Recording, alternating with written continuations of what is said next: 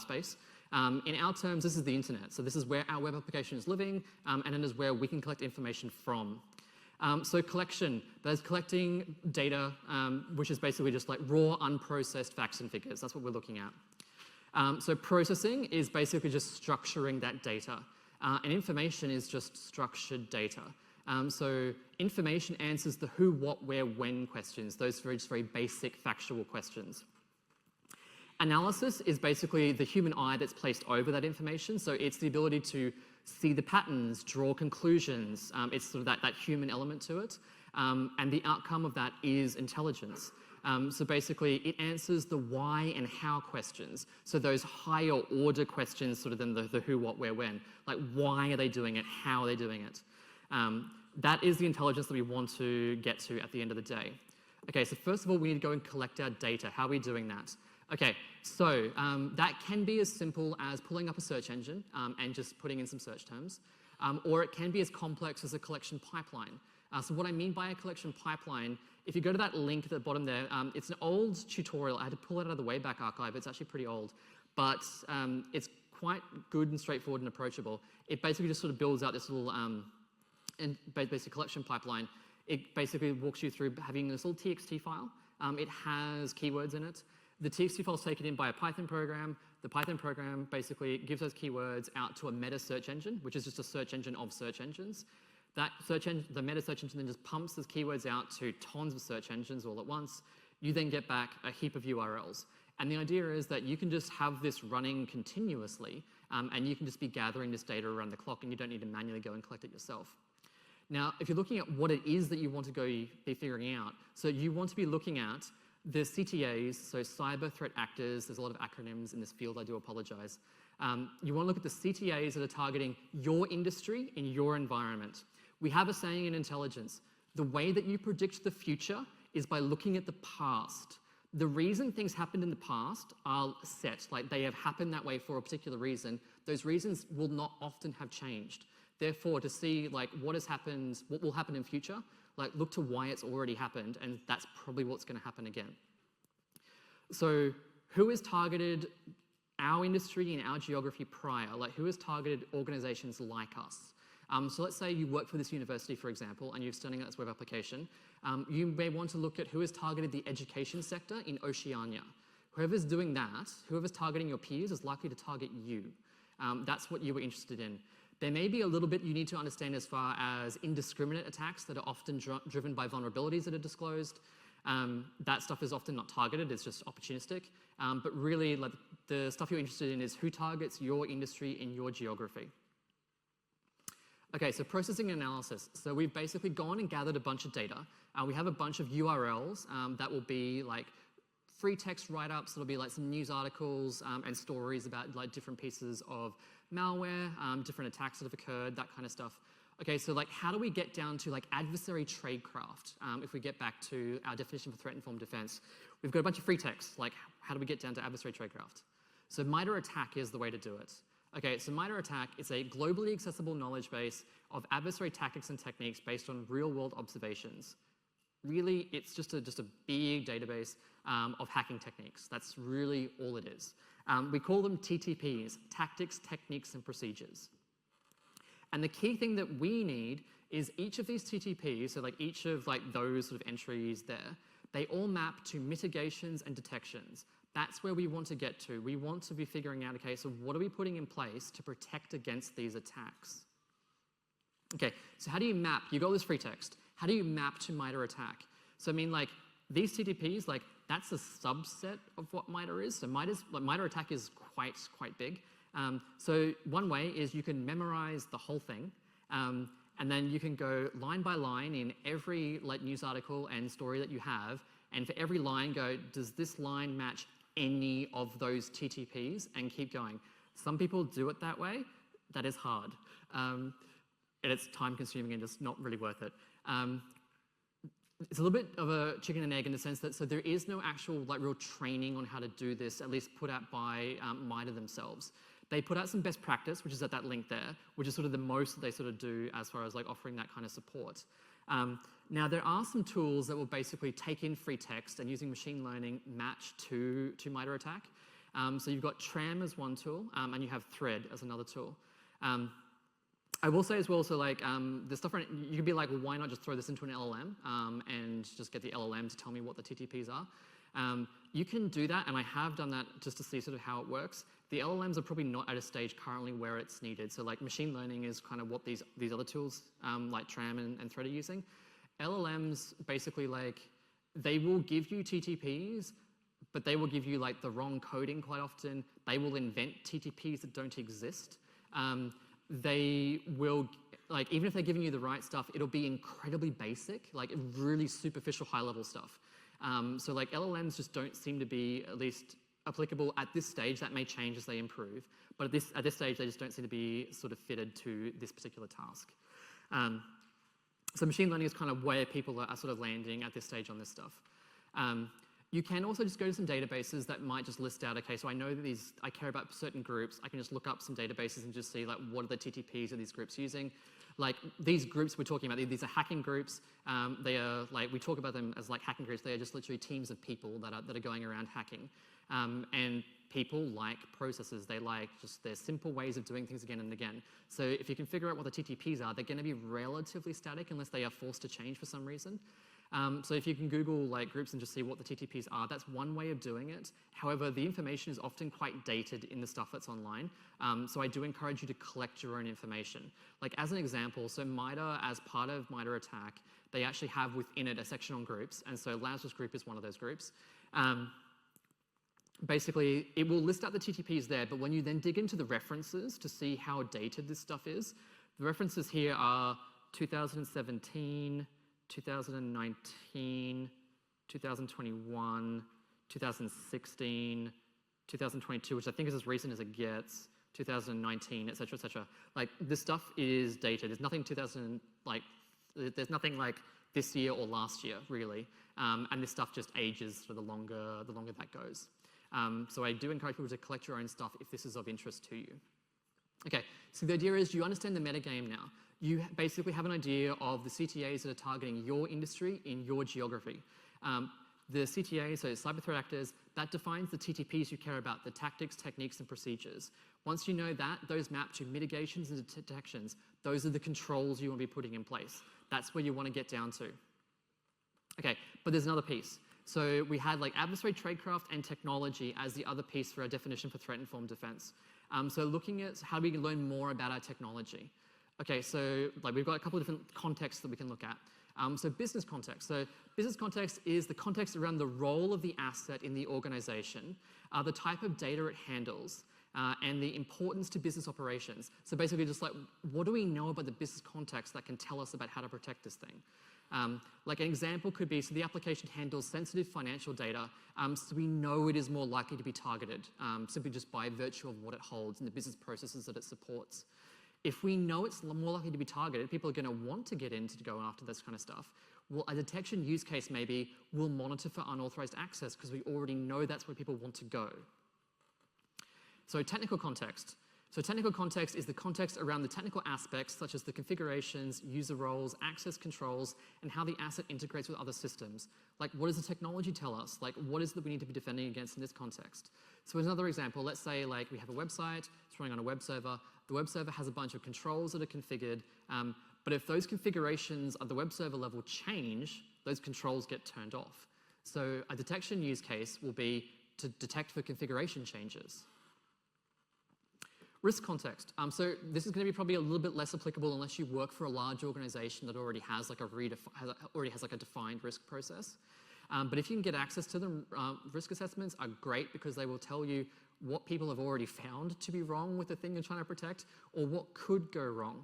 If you want to learn how to do like a risk assessment, like there's stuff online about how to do that, like it's quite well documented. But basically, like a risk example could be like there is a risk that vulnerabilities in our web server could be exploited because the server is end of life. And there's plenty of reasons why our web server could be end of life in a big organization. Like you'd be surprised, people that are like running end of life stuff like in just the world at the moment. So a detection use case, I mean, if you're running an end of life server, you'd be doing a bunch of different things. But a detection use case for one thing could be to detect for traffic coming to the server that's attempting to exploit those vulnerabilities. The exploit traffic will probably look different to the web traffic. So just looking for that kind of stuff. So the idea is we now understand ourselves. So we understand the technology that we're using. So we understand the business, technical, and risk context. So each of these things, they map to both mitigations and detections. That's what we really want to get down to. And now we understand the whole. So we now get sort of the adversary tradecraft and the technology. That's sort of like the holistic thing that we are after for threat-informed defense. So now we have to apply this.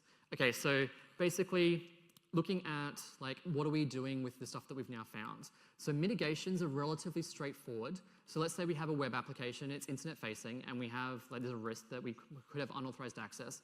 So we're going to put two-factor authentication on that web server, or sorry, on that website. That's going to cut the legs out of most of like the unauthorized access. It's not a complete mitigation, but it's a pretty good one. Like it really mitigates that problem to a great extent. Detection, however, is a lot harder if you can't just mitigate. So for detection, so you need logs. You don't just need any logs, you need the right logs. You need a log aggregator, something to be storing the logs. You need log storage for the length of period of time you're going to be keeping them. This gets expensive real quick. You now need a tool to analyze these logs, so that's usually a SIEM, so Security Information Event Management tool. That's going to be expensive. That SIEM doesn't work out of the box. It needs to be configured. It needs to have queries, not just any queries, it needs the right queries, and they often won't come from the vendor either, so you need to go and figure out this stuff for yourself. You now need a team to monitor all of these alerts around the clock. You now need, so basically around the clock staffing, again, incredibly expensive. You then need a team to be doing incident response if the first team actually finds anything. And again, this instance could be out of hours, so you're looking at more out of hours work. You need an incident response plan, both for the whole business in and of itself, but also for the individual things you could be responding to. You then need buy-in from the business to make sure your plan's even going to work.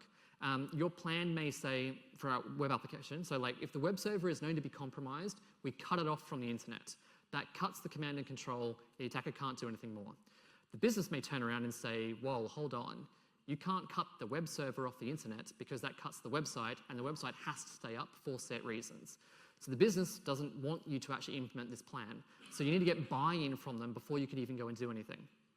The plan then needs to be tested regularly. Like you can just go on and on and on with this. Like detection is really like quite a lot to do well. But assuming you have all that, and I can guarantee you most organizations in New Zealand do not have all that, but assuming that you do, so let's say you've done your research and you know there's a particular threat actor you want to care about.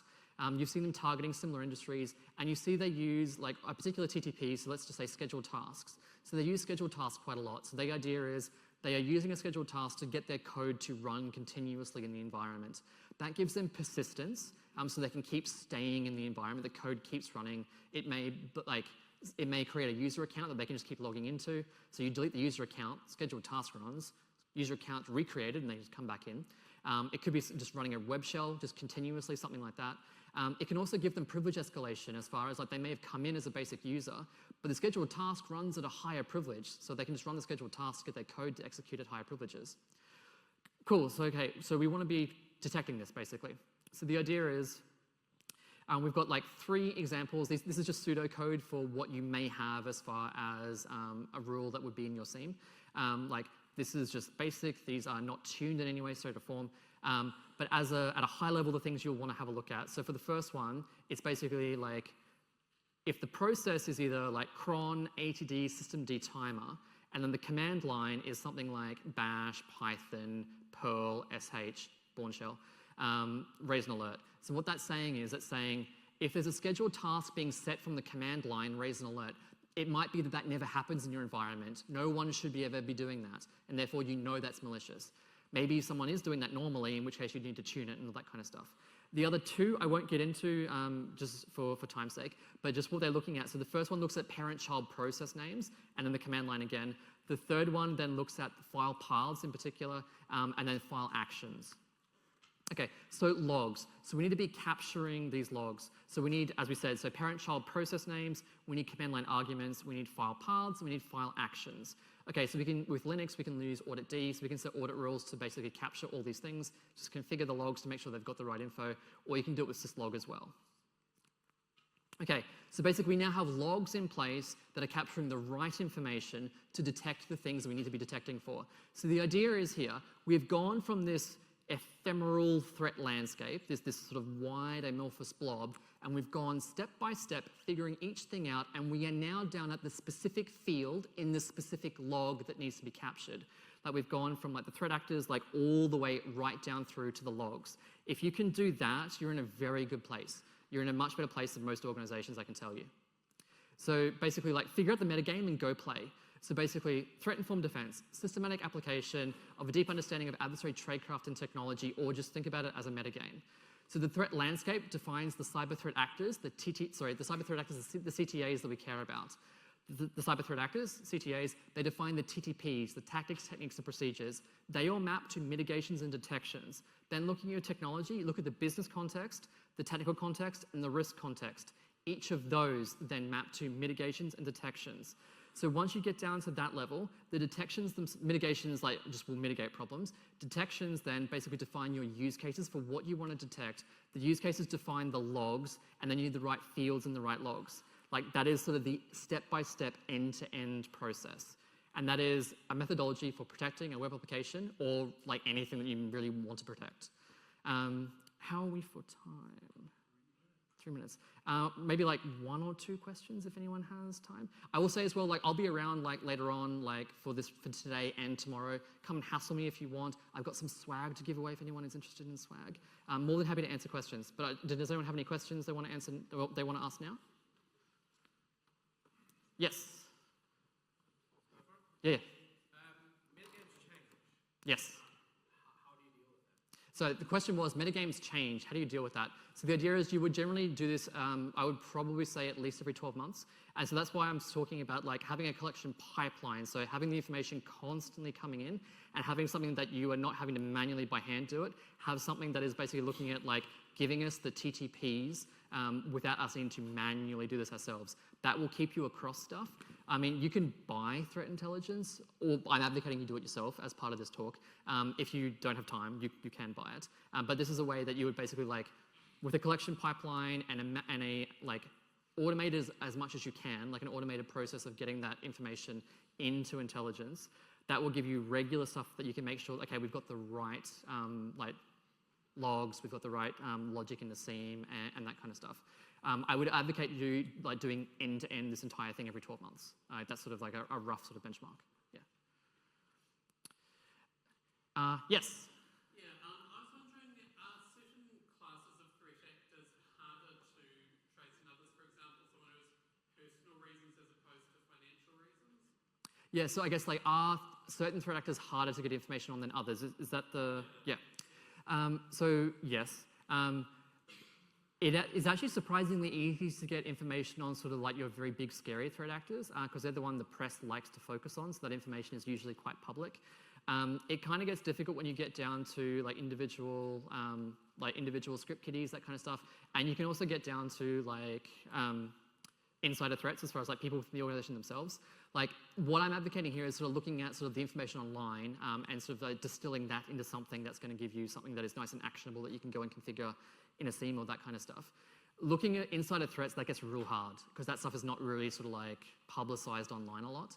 So I'd say that's probably something that's going to sit sort of outside what this process is. But I will say like there's a decent amount of stuff that is out there like on various different classes of actors. I mean, even for like, so like as I do run like a CTI business, one of the interesting processes that we see as far as like where data comes from can be court documents.